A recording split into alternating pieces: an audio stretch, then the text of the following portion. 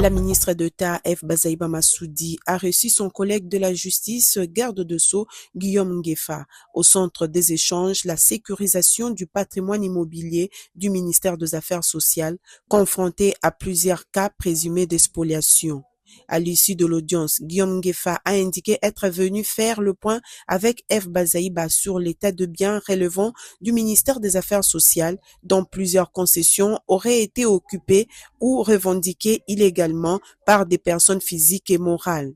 Le ministre d'État, ministre de la Justice, a rappelé que ces biens accueillent notamment des centres sociaux, des centres de formation et des structures destinées à la prise en charge des populations vulnérables. Selon lui, leur spoliation compromet directement la mission sociale de l'État. La vocation de ces ministères est essentielle pour la population. Et les biens spoliés privent justement la population d'un instrument important, parce qu'il y a des centres sociaux, il y a aussi des centres de formation à vocation sociale, il y a des orphelinats, etc. Et priver l'État de ces biens était extrêmement préoccupant.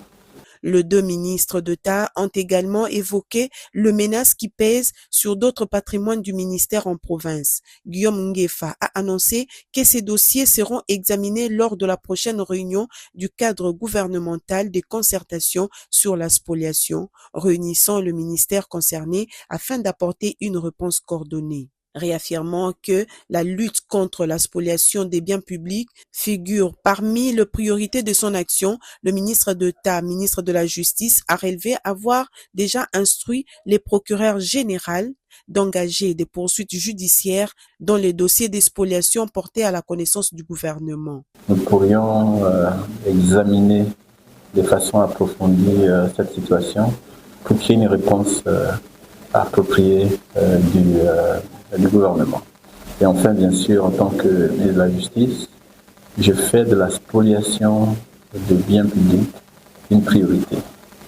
Et ça veut dire que nous pourrions éventuellement utiliser des mécanismes judiciaires pour que l'État soit rétabli dans ses droits. Cette rencontre intervient quelques heures après la visite d'inspection effectuée par F. Bazaïba sur la concession de la Fondation Marie-Antoinette à Limité, où elle a constaté la réalité du terrain et lancé le processus de sécurisation de ses patrimoines d'État.